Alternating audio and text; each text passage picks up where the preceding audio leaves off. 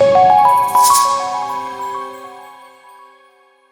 it is 12 o'clock, so we will get going. I assume people will be continuing to join as we go. Sometimes people are a few minutes late, but I'm excited. My name's John. I'm with COACH.WIN and EntreSmart. One thing that we're really proud of is being able to bring industry-leading speakers to help our business clients grow and give them access to experts just all the way around. And we have a really great one today, Brad Federman. I've had the pleasure of meeting him and reading his great book about cultivating culture, which we're going to talk about today. If you're one of the attendees, you can ask questions at any time. This can be an interactive session, right, Brad? We're good with that? Absolutely. Good. Yeah. So this can be an interactive session talking about culture. So let's just start with, Brad, let's start with just your background and how you kind of got involved with culture in your career. Yeah, well, I've been doing work around people and performance and organizations for, well over 25 years. I got into it because I actually was involved with a youth camp that did leadership training. And believe it or not, what I didn't realize was they gave you kind of an undergraduate degree on how to design, develop, and facilitate, training. And so when I went to college, I went, I love doing that. How can I do stuff like that in the real world? And the more I looked at it, the more I realized it was related to training, HR, performance issues. And so I looked for a degree that would allow me to do that. My undergraduate degree was in organizational development and communication with a minor in business. Went out into the work world and actually started with Accenture. It was a great experience, cut my teeth. I also worked for a company called Norel Services.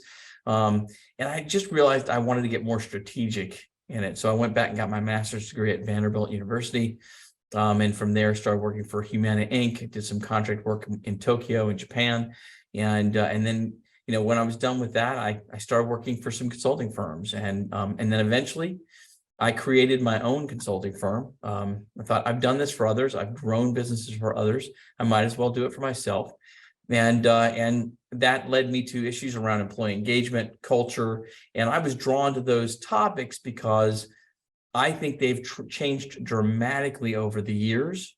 And I think that people are using 80s methodologies and models for a 2022-23 world. And so for me, I like to play in arenas where I think we're behind and we're not representing what's really going on in today's world.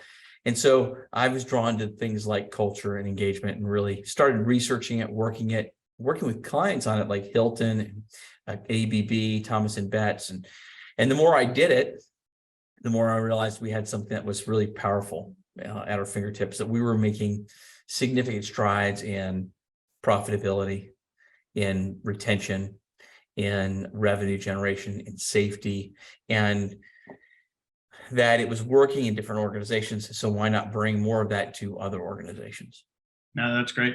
Actually, question, love to talk to you, like I've been able to feel culture when it's working in my company, but do you have a definition of culture, or how do people know whether or not culture is working?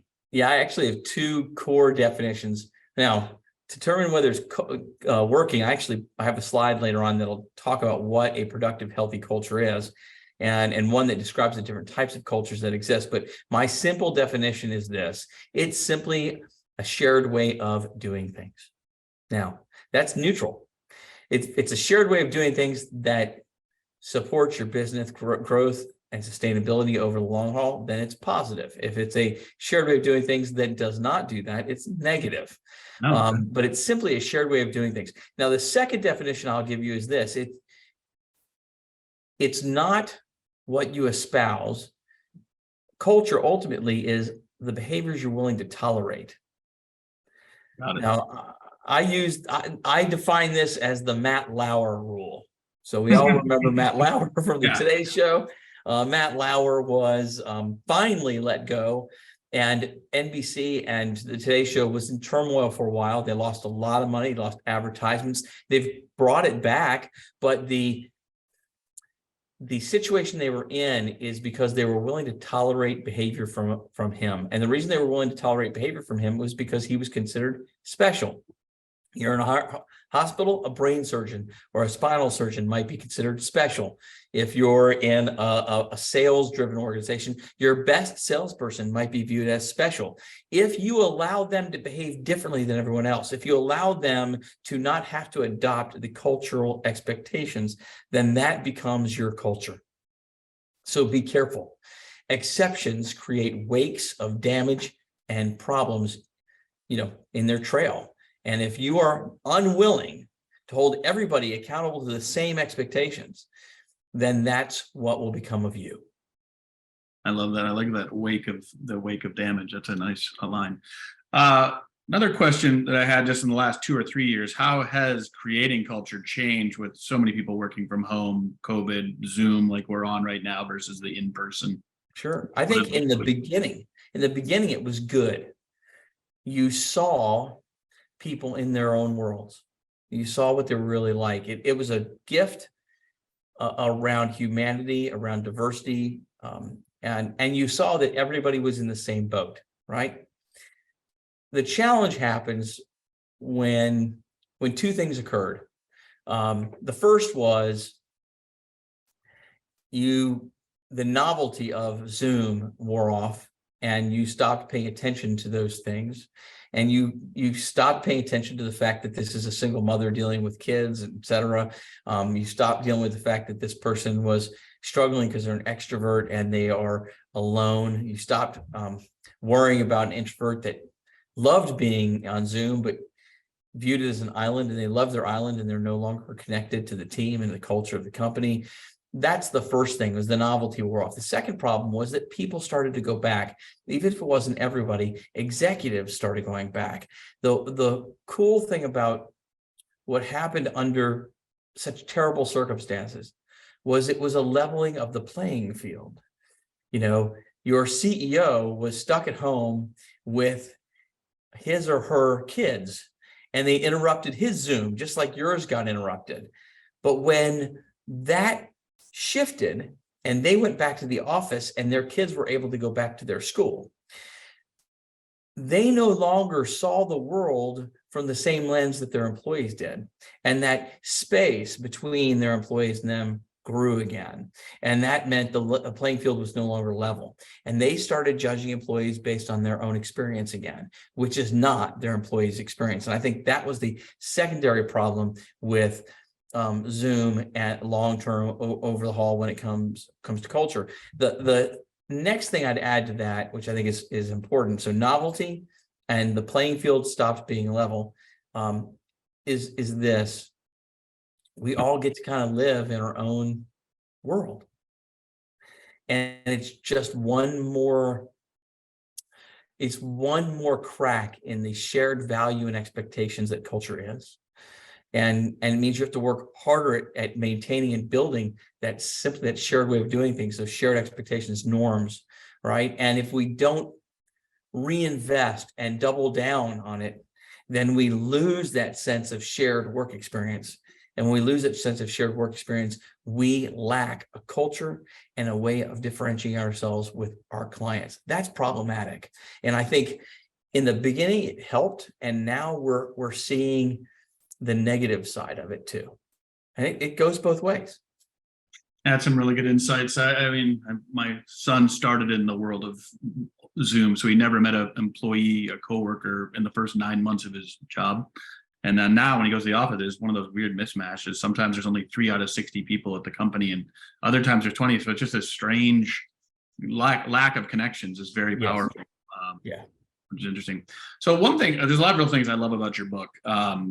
First of all, as a coach, doing strategy planning, helping people with getting through things. I love the fact that you have a lot of, obviously a ton of them, 15-minute or less exercises, which is just a great way. So you don't have to think about doing a 3-hour session, which people would maybe have struggled setting aside the time.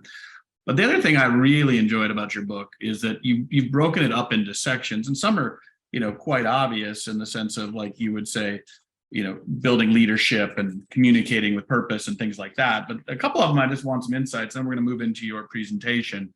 But the two that interest me a lot are uncovering solutions. Where did that come from? And then prioritizing safety. I think that's a real interesting difference. I haven't seen that in culture very often split out like that. So if you could talk about uncovering solutions and prioritizing safety, I think that'd be Sure. interesting. Absolutely. The first thing is that book is the tip of the iceberg. We have over 500 activities. We only put 101 in that book.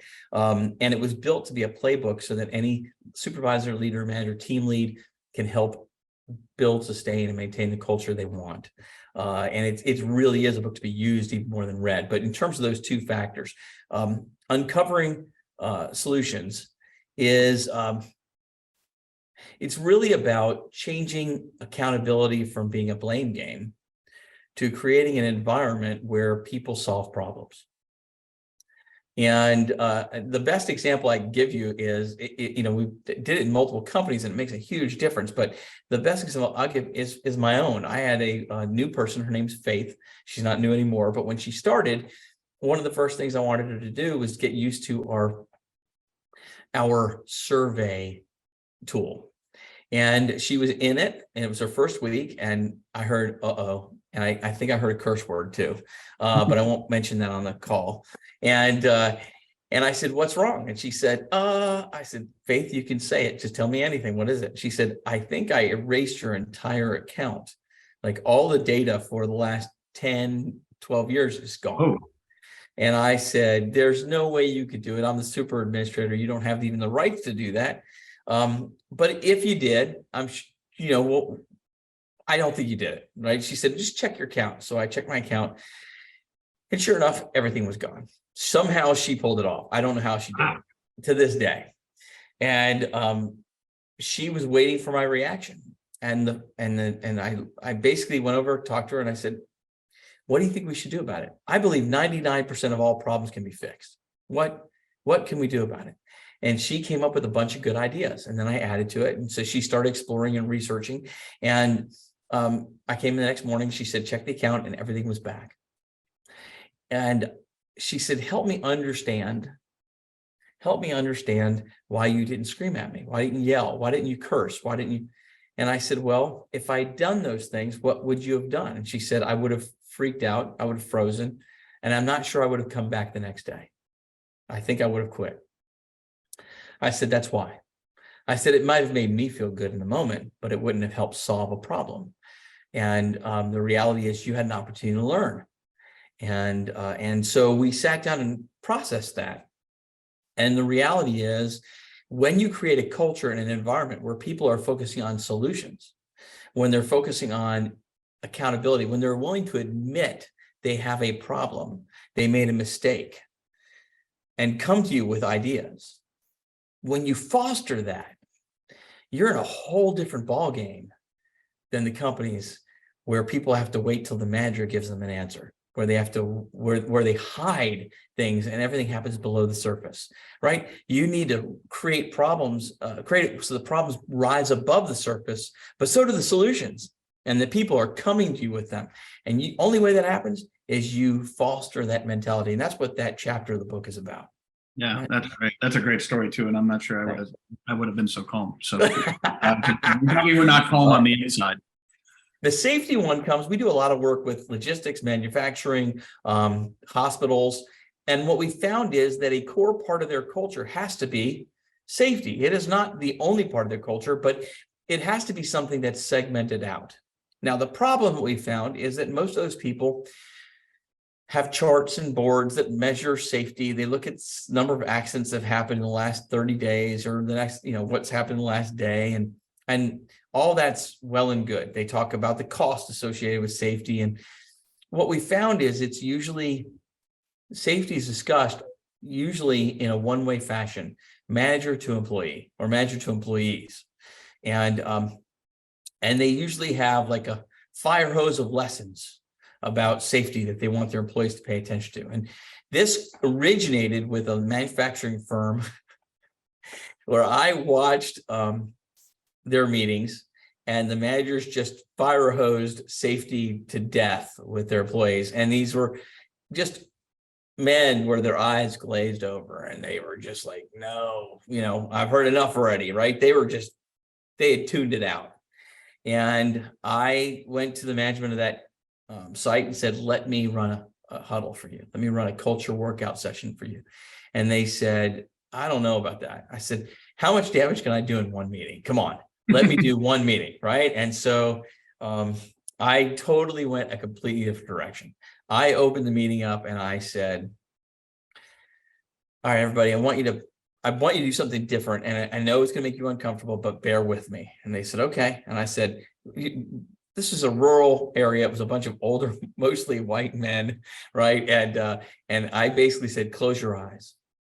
And they closed their eyes. And I said, I want you to imagine that you're working side by side with somebody that you know really well, somebody you've known over the last couple of years, 2-3 years.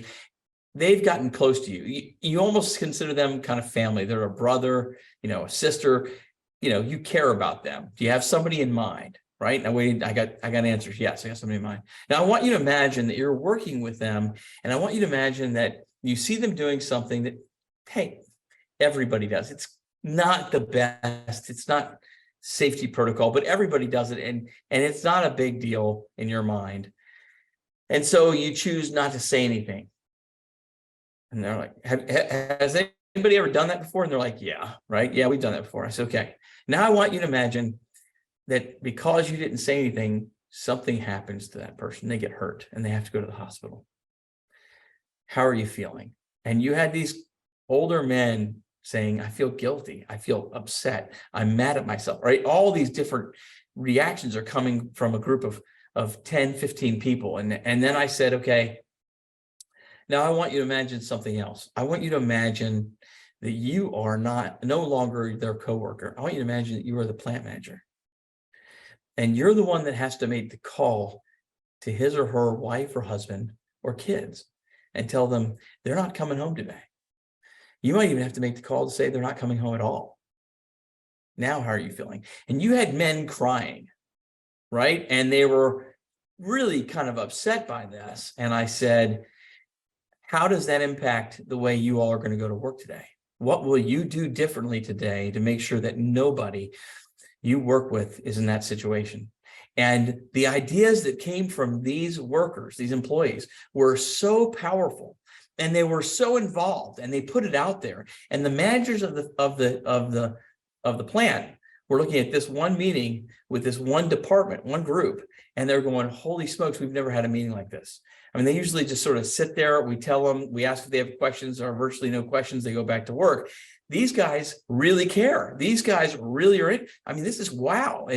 And we started building activities and discussions around their safety issues, so that they would involve their people in a two-way conversation where their people were drawn in and cared about the safety and safety culture. And that changed the dynamics and the numbers dramatically.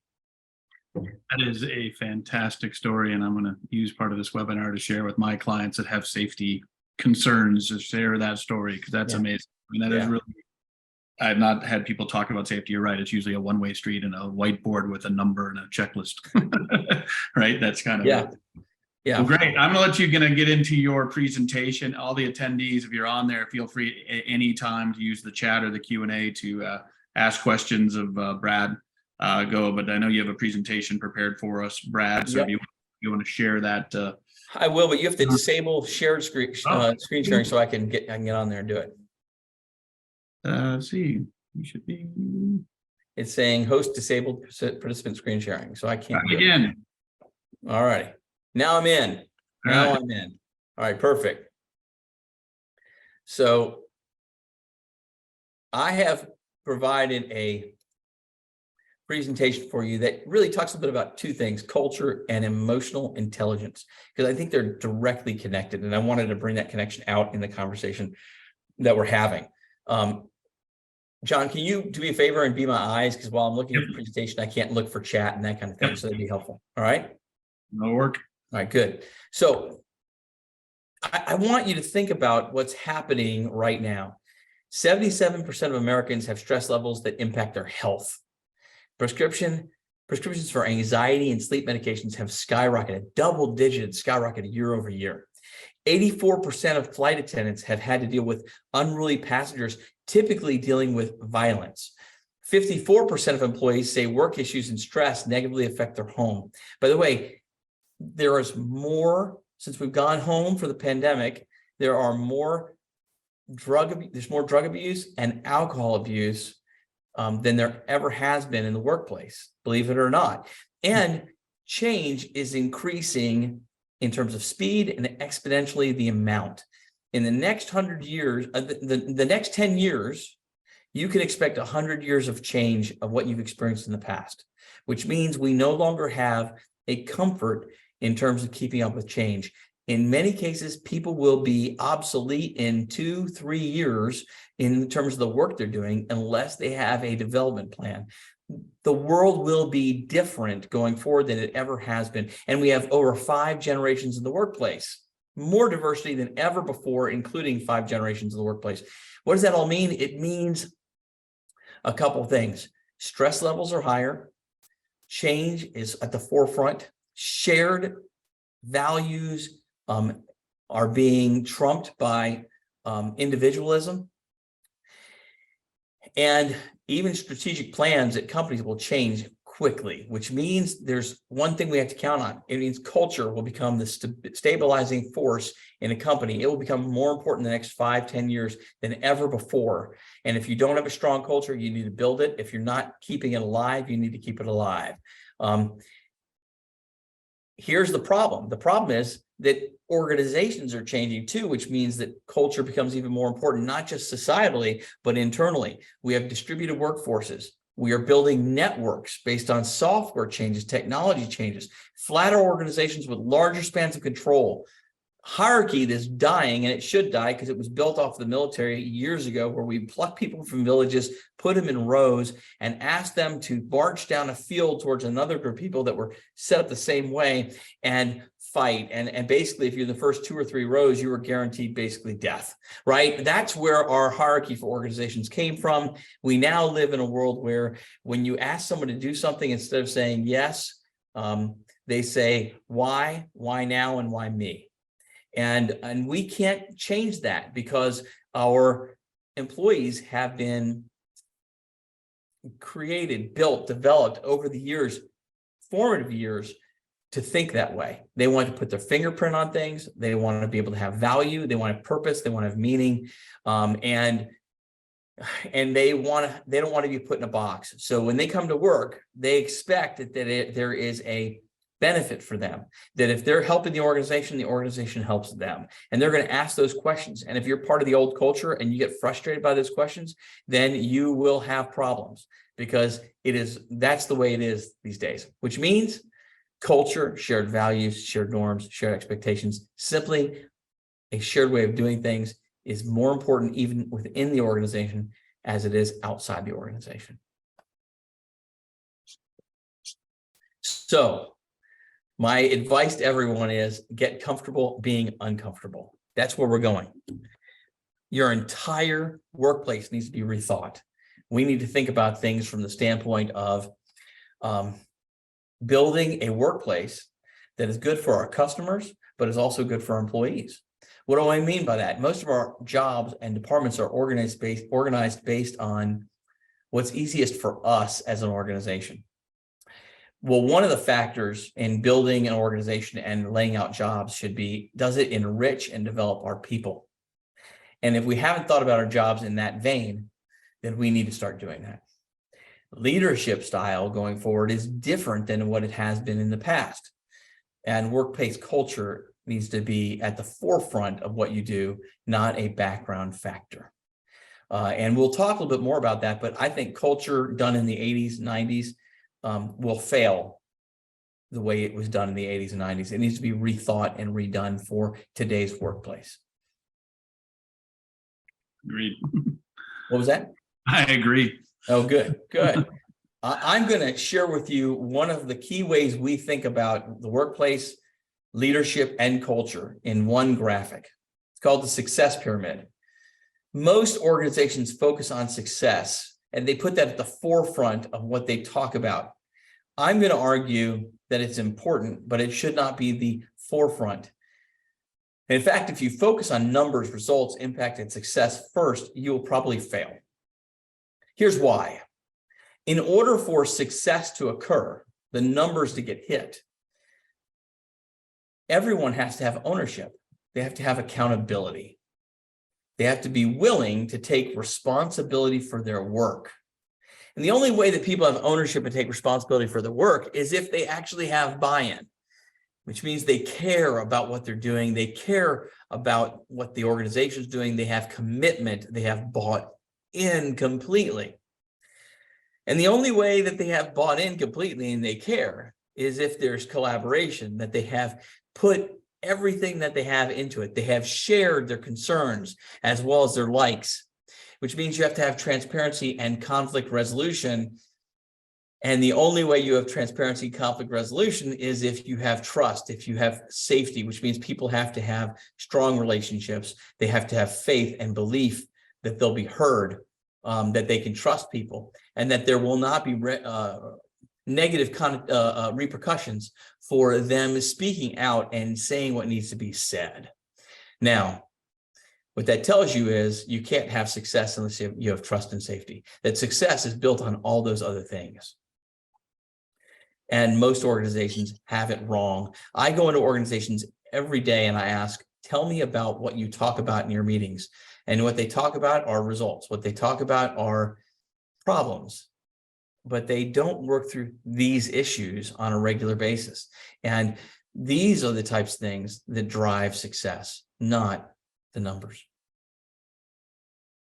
We have the pyramid upside down in most organizations.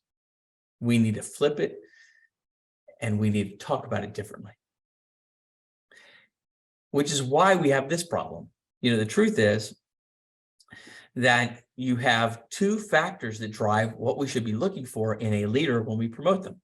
One is, do they have strong performance? And the other one is safety, trust, and building a safe environment. Excuse me. And those two factors can be low or high.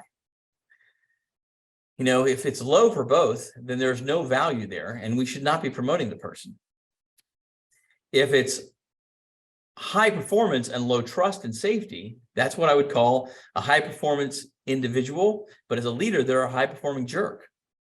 They don't support trust, safety. They micromanage. They drive people crazy. And guess what? That's who we typically promote. We promote people who are really good at their individual contributor jobs into leadership roles, even though that job had nothing to do with leadership whatsoever. And then you've got the high performing leader, someone who's got great trust and safety, and they are strong at providing results as well. They are a needle in the haystack. We can't find very many of them, and you cannot have a succession plan based on finding those folks. So it leaves us with one more type of person, a trusted leader or teammate. They may not, as an individual contributor, bring the best results, but as a leader, they create an environment where their people can create the best results. And that's who we want on our side. And in fact, if you go to places like the Navy SEALs, those are the people they want in charge, believe it or not. And yet as organizations, we pass those people over when it comes to promoting them into leadership positions every day when they would be better suited than the people that we promote. So if you focus on results, we promote the high performing jerk. If you focus on trust and safety, we focus on finding people who can be trusted leaders and teammates. That's how you build a strong company and a strong culture. Here's why. Emotions propel people, and people propel performance. And if there's anybody on the call that wants to challenge me on that, let me know. But emotions propel people, and people propel for performance. That means that people don't act or move without emotions. Okay? And those emotions can either paralyze people or allow them to do great work. If it paralyzes people, then performance deteriorates. If it propels them to do great work, then performance increases. But it's not about the goal and the results. It's about how they feel. That's what makes the difference. And it's based on the fact that emotional intelligence is effectively blending thinking and feeling to make the most optimal decisions. It is not what people think as a soft skill or something that's touchy-feely. I can come up with the best solution in the world, and force it on people and have a rebellion on my plate and not get anything done.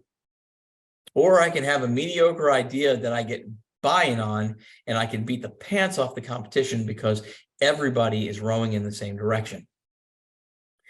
Sometimes data doesn't give you everything you need. Emotions are data too. How this decision impacts people, whether or not they are bought in, makes all the difference in the world. And we have to balance that with the data that we see on a regular basis, the traditional data we see on a regular basis. Now, where did this come from? This idea came from these two men. All right. It was the ability to perceive emotions, yourself, your own emotions and others, right? To assess and generate emotions to assist you in your thought process and your actions. That's what emotional intelligence was about. Why did they come up with this idea? They came up with this idea because of one reason only. This is years ago, but they were watching the presidential election, and it was a presidential candidate named Gary Hart. Most people don't remember him. Gary Hart was a shoo-in to be president. Nobody could touch him. Nobody was close to him. He was going to win. There was no question about it. But nobody knows Gary Hart because Gary Hart lost. And the reason he lost is this was pre-Clinton and pre-Trump. So you have to put it in perspective. Back then, if you were having an affair with someone, it was a big deal. And there were rumors that Gary Hart was having an affair. And he could have handled it by saying, hey, personal is personal, business is business. He could have handled it by saying it's a private matter, that if I have marital issues, I'm going to talk to my wife, not with the public. He could have said all kinds of things. But instead, what he did was he dared the press. He said, I dare you to catch me. And they took him up on his dare. Somebody found him on the deck of a boat, cuddling with a woman who was not his wife, in a chair, and took pictures. And it destroyed his presidential candidacy. And that led these two men to say, why do really smart people, because this guy was super smart, high IQ, off the charts IQ. Why do smart people do stupid things? And that's how emotional intelligence was born. It explained why IQ did not generate success by itself. And in fact, IQ is not the core component of success. EQ generates more success than IQ ever did or does. I was like, before you move on, one of the funniest parts of that, do you remember the name of the boat? I don't remember the name of the boat. What's the name of the boat? Monkey Business. That's great. I will remember it now. I will remember that. That's great. Yeah. I love it. So I got bad news for everybody on this call. The bad news is this. You get dumber as you get older. That's what this graph shows. Your IQ drops as you get older. Here's the good news. We all have experience and we all have emotional intelligence that we can develop. If you develop strong emotional intelligence, you can then take that experience and build on it. If you don't develop strong emotional intelligence, you'll have 1 year of experience, 35 years over. That's different than 35 years of experience. You'll have 1 year of experience 35 times over versus 35 years of experience. Developing your emotional intelligence, the ability to reflect, to manage your emotions, helps you build on your experience and become smarter because of that experience over time. And so you've got to build EQ along with your experience to be able to maintain your edge. And the great news about it is it works and it can happen. I think we have somebody asking a question in chat. Can you tell me what it is? No, that was just me putting in to get people to get questions. You're good. Sure. Okay, good. All right. So, and what time do I need to finish by, John, just to be safe? Top of the hour, 10 minutes to the top of the hour. Okay, great. So essentially, here's our EQ model we use. Know yourself, choose yourself, and give yourself. What am I feeling is know yourself. What are my options is choose yourself. And what do I truly want is give of yourself. Now, this is really important. I was talking to somebody the other day. Just to give you an example of how important these things are. They get very upset, kind of down, depressed, and they were struggling with some things. And I said, you're wasting a lot of time and energy and you're not in the moment. You're missing out on things and relationships because you're getting stuck. And he said, it's chemical. I happened to watch, and I watched something that triggered him. And I said, are you sure about that? And he said, what do you mean? I said, I wonder if you have triggers that you're not aware of that cause you to feel a certain way. And because you're not aware of that, you're not recognizing the emotion you're feeling. You just feel depressed. You think it's or upset. You think it's chemically based, right? And so you say, I just have to wait until this passes. What if you knew the trigger, so you understood your emotion, and then you were able to use that to navigate through your emotions faster? And he said, I've never thought about it that way. And now he wants to explore what that might look like, because in his mind, all he could do was wait for it to pass. He had no accountability, no responsibility, no nothing. And now he has a potential map to help him think through that and get through it faster. So he's able to be more thoughtful, productive, build better relationships, etc. That's the power of EQ. Now, I'm not talking about using EQ to overcome medical conditions that are especially severe or extreme. But I am talking about the fact that sometimes we mistake certain things for a condition when they're purely about not being self-aware.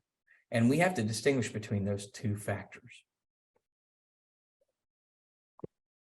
Within each of those areas, there are skill sets you have to learn. Enhancing your emotional literacy. How do I better read emotions? Recognizing your patterns. If you've ever driven home and forgotten the drive, that's a pattern where you are kind of unconsciously doing something without thinking about it. We do that all the time, sometimes to the neglect of our relationships. We have to recognize our patterns. Consequential thinking is under choose yourself. Am I thinking about the choices I'm making and the consequences associated with them, not just from a data standpoint, but from a people standpoint? Can I navigate through emotions, or do I get stuck in a negative place? Or am I overly focused on the positive things and I'm not seeing what's coming down the pike? Am I able to intrinsically motivate myself, or do I need other people and outside factors to motivate me? And the trouble with being motivated by outside factors is you flop in the wind based on what's in front of you and who asks you to do what. And you're not really driven by your values and by things that are important. And you're reliant on other people as opposed to yourself. And then there's optimism, which is not about looking through rose-colored glasses. It's about, in the midst of everything falling apart, can you still be solution-oriented? Can you still focus on what's possible? And that's what optimism is about, right? And to do that, you have to be creative and be willing to change. And the last one is give up yourself, which is developing empathy. Am I able to see people uniquely, differently than me, with a sense of empathy? Can I relate to them? Can I understand where they're coming from, even if I haven't been through it? And then, am I pursuing noble goals? Is there some north compass, right? Is there some purpose, some meaning that drives me and the way I work and what I'm doing? For me, it's very clear. I get up every day and I focus on inspiring others to discover and live their possible. That's it. That is my purpose, my noble goal, my mission in life. All right. And so if you have one, you work towards that mission. Your decisions help you maintain that noble goal, and you feel better, stronger, happier, more satisfied because of it. Okay. So that's EQ. One of the my most favorite quotes about EQ is this quote: between stimulus and response, there is a space. And in that space lies our freedom and power to choose our response. And in our response lies our growth and our freedom.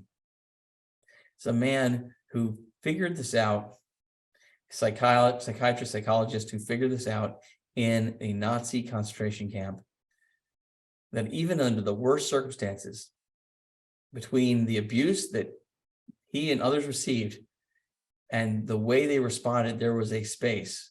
And in that space lied their freedom and power to choose how they responded. And in that response lied the freedom and their growth. And he realized that the people that used that space survived, and the people that did not use that space did not survive. That is a powerful quote. If they can learn that in a concentration camp, we can live that out in our daily lives. Part of that is emotional intelligence. You can't use that space if you don't have good EQ. Okay.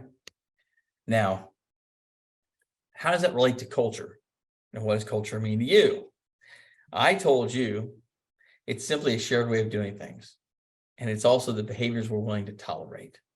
Well, if you look at culture, there are 4 core types of cultures that you can live in. Okay. If it's weak and negative, it's what I would call perilous. It's a terrible place to work. Okay. But what's even worse is if it's strong and negative, that's what I would call toxic. Now, if it's positive and weak, it's what I would call having potential. And you know, most cultures sit there. They have potential. They're just not strong. They're not where they need to be. And then if it's positive and strong, it's what I would call captivating. It draws you in. You want to be there. There's purpose, there's meaning. Now, there are 2 other cultures that are not on this chart that I want to talk to for a second. The first one is, well, one of them is on the chart. It's called toxic. And while I say it's not a good culture and it's not sustainable, some people would challenge me on that. They would say, what about Amazon? What about when Steve Jobs was running Apple? Those were 2 cultures that are known to be toxic. Well, the truth is, the only way they were successful in being and still being toxic is because they offered you something that 99.9% of other companies didn't. If it was with Apple, it was to work with Steve Jobs, to see his mind operate, to understand that no one saw the market the way he did and translated that to technology in the way he did. And if you could survive that, you could name your ticket anywhere else. Same with Amazon, similar kind of concept, but it's not sustainable. And the culture had to change when Steve Jobs left. It probably would have changed even if Steve Jobs had still been there. Amazon is finding they have to change their culture because it's not sustainable. They can't keep their employees and get new ones fast enough with the culture they have, and they are trying to shift it now. Okay. The other kind of culture is what I would call a cult culture. And there is a fine line between captivating and cult. We want captivating, we don't want cult. Captivating is a culture that allows you and invites you to bring your whole self to work. Speak up, to speak your truth. Cult means giving yourself up because of something that is powerful. You don't have to give yourself up to join a company. And if you do, you shouldn't join that company. You want captivating, you don't want cult. Okay.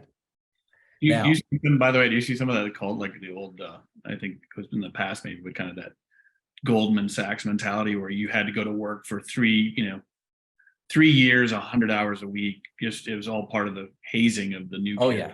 You'd go wait. It was a cult of it, right? Yeah, I worked for a company that put you through a 6-week training course where you worked outrageous hours, and it was like a hazing experience, and it was an indoctrination to get you to be part of that culture. You had companies that had neighborhoods that were set up where you had to live in that neighborhood. You had to wear certain types of clothes. I mean, the whole thing was built around lose yourself, become us, and that has largely disappeared. But you still have evidence of that in certain companies.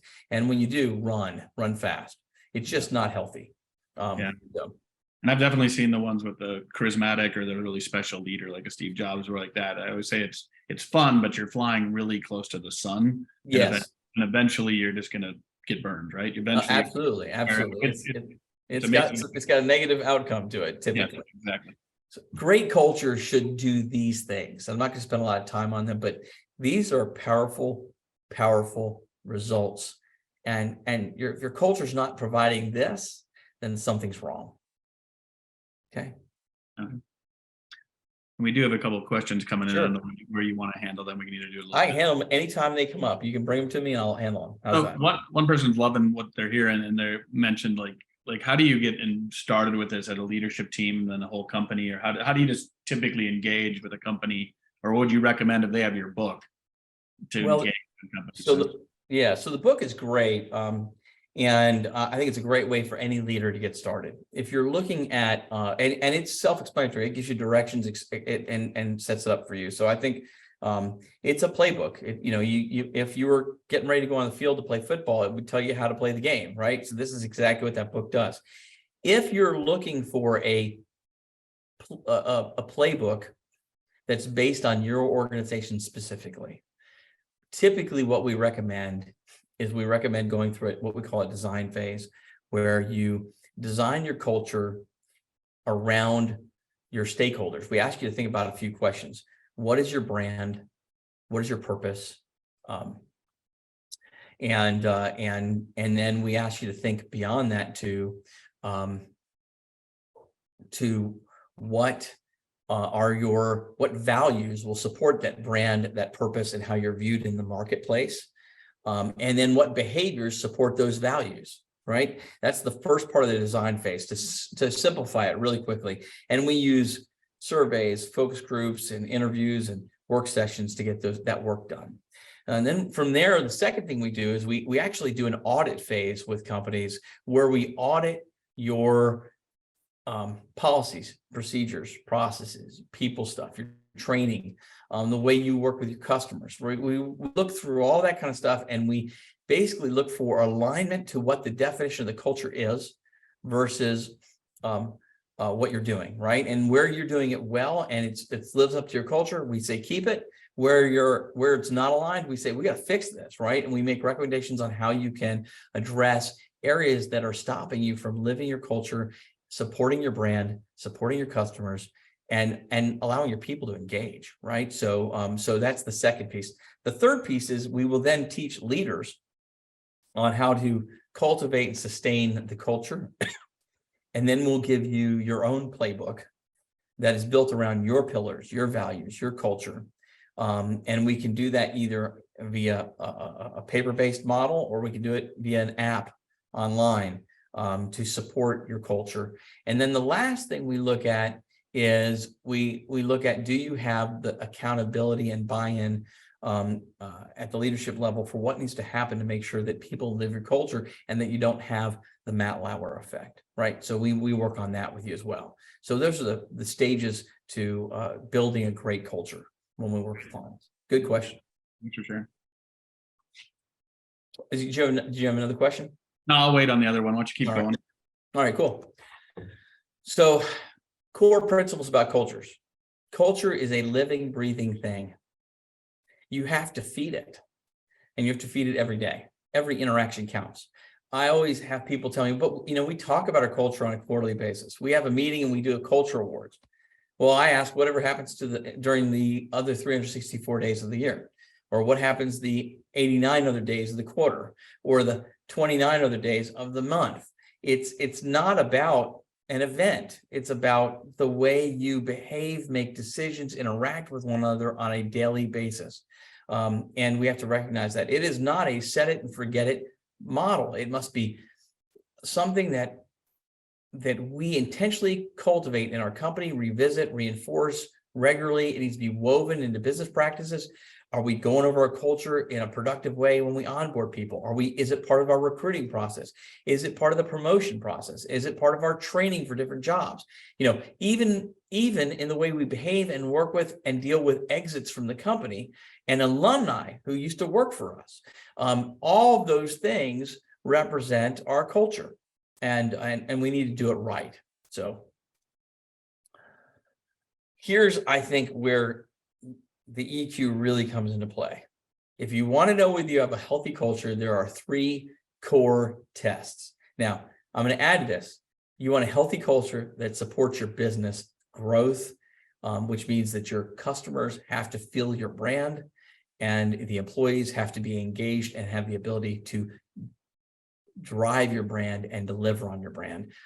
So that's the first measure. The second measure in terms of a healthy culture is it should do those things and help people become self-aware. A culture that reflects back for people in a meaningful way where they're growing, they're learning, not just skills, but about themselves, is a healthy culture.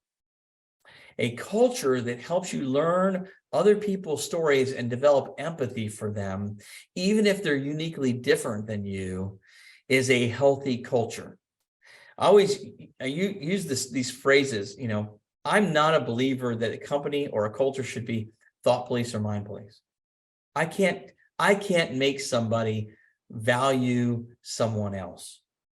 I can ensure that when you're in the workplace, that you recognize that everybody is an individual who deserves respect and to be treated with dignity each and every day, to be valued for what they bring to the table. And I can then turn around and attach behaviors to that concept and say, are you doing that?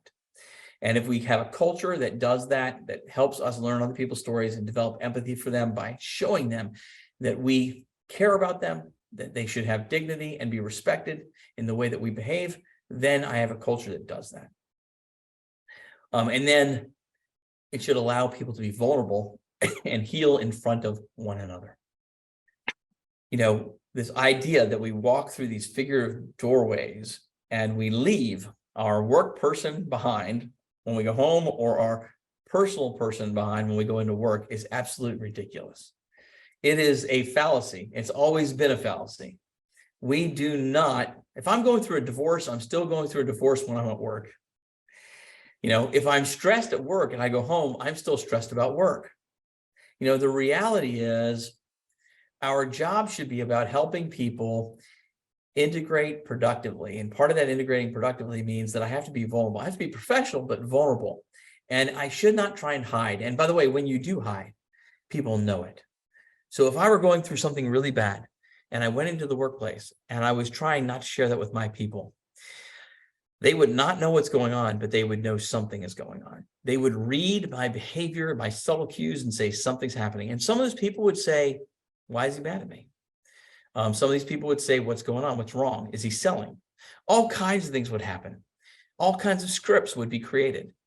And it would have been my fault because those scripts were created. My ability to say, hey, I'm going through a tough time. Let me tell you what's going on. Or let me tell you about part of what's going on, because part is private and personal. I just don't want to share that much, but you need to know. So it's not you. That's important, right? And it's also a way to build a team, because if I am now connected to you professionally and personally, we care about each other on multiple levels. That's a healthy culture. And by the way, that's EQ, because now I have safety, I have trust, everything's on the table. It's emotional intelligence combined with culture. I love that story, Brad. I just think that's so true. If you're having a bad day or something's going on in your life, people can read it. And if they can read it, they do sometimes assume that maybe they've done something wrong, which is challenging as a business owner, business leader sometimes. Yeah, I've had some real clients who've had nightmares happen because they've tried to hide things. And that lack of transparency created some crazy rumors in the workplace that weren't even close to the truth. And the reason they were being quiet about it was they were afraid that if they told their employees the whole truth, that their employees would be upset. And unfortunately, the truth was they were upset, and they were a lot more upset with the fiction they created than they would have if they had had the truth in the first place. So it almost always comes back to bite you in the ass. That's the way it works, and you just got to realize it. So I want to leave you with a couple of quotes that I think are really important. One is, culture is to recruiting and retention as food is to hunger. And right now, employees are starving. Feed them regularly. If you don't, someone else will. You have to give them a reason to stay. And they don't stay because of a paycheck. They work because of a paycheck, but they don't stay because of a paycheck. If they've got a paycheck and they have purpose, meaning, and a great culture, they will find a reason to stick around. Okay. Your brand promise does not determine your customer experience, your culture does. And so if you want to be better known in the marketplace, work your culture, because your culture is the delivery mechanism for your brand promise. Okay. With that, I want to say thank you and take any questions and talk through anything else. Yeah, that was really good. And obviously anyone can connect with Brad here. He's got his information out there. Yeah, one of the questions that came up also was, what that recruiting, and you kind of finish it with your quote, like recruiting for culture, like now that you have a culture hopefully set up and it, the feeling of it and the expectations of culture. And then during that onboarding time, how do you weave them in? I mean, I'm very much in the entrepreneurs organization, and anytime you add like a new forum mate to a group of 8, all of a sudden there's a 9th person, you can always feel it kind of ebb and flow a little bit because a new thing got entered. So any best practices or way about recruiting, and then obviously that onboarding period. Sure. I like to do several things in the recruiting process. First of all, I think the ads should reflect your culture. Too many people come up with generic ads. They put them on Indeed or wherever. I think if you say I'm a fun culture, your ad for a job should be fun. I think if you believe in diversity and equity, you should make sure the language is not gender specific and causes people like women not to apply for a job, right? I think your culture needs to be reflected in how you do those things. I also think you should give people what I call a realistic job preview, and that part of that is a realistic preview of the job environment, the culture, and that gives them a glimpse, an eye into the culture, and allows them to make a decision about whether this is a good culture fit for them. We also create interviews that reflect culture fit, and I think that's important. You obviously need job related interviews. Can they do the job? But if you got 2 people that can do the job, my tiebreaker is which one fits the culture, right? Which one has the characteristics to support our culture? I think that's important. When it comes to onboarding, same kind of things. First of all, is your culture at the forefront of the onboarding experience? And it should. And are you giving them experiences that allow them to feel the culture, or are you just spraying and praying the culture at them? I'm amazed how many people say we're a family here. We believe in communicating with each other and all kinds of things. And then the entire onboarding process is one person speaking at you. And never during that onboarding process do we set up interviews with key people in the company that says, you need to interview them. And when you come back, we want to talk to you about what you noticed from the interviews, how those departments are intertwined, how it impacts our success as a company, and how it relates to the job that you're taking, right? I mean, wow, what an amazing way to say we are a flat organization that's networked about family than giving people that experience to do that. So I think you got to look for ways to do that. We actually do that work with clients and set up onboarding experiences that reflect the culture. We're doing it right now for a Fortune 500 company. And it's a powerful way to think about your onboarding experience in that manner, in that vein. And I think so many people look at it as an administrative function, as a paper filling out function. And my gosh, what a lost experience. You create a longer learning curve, and you create less loyalty and a desired tenure when you approach onboarding in that manner. So you got to do it really well, because it is a make or break moment for you. So I appreciate that. I appreciate you being on the COACH.WIN webinar series. It's a privilege to be able to talk to people like you and share your story and your insights. This will be being recorded, so it will be posted up on our LinkedIn channel for anyone that, you have any coworkers or anyone else that's an attendee on here, you want to share it out, Brad would love it. And obviously we'd love to get a hold of Brad. He's got his information right here to engage with him at a future date. So at that, we're right at the top of the hour. Perfect timing, Brad. We're good. Thank you. We will end this session. So thank you so much. Go have a great rest of your day, everyone. Thank you, everybody. Appreciate it. Take care. Thank you.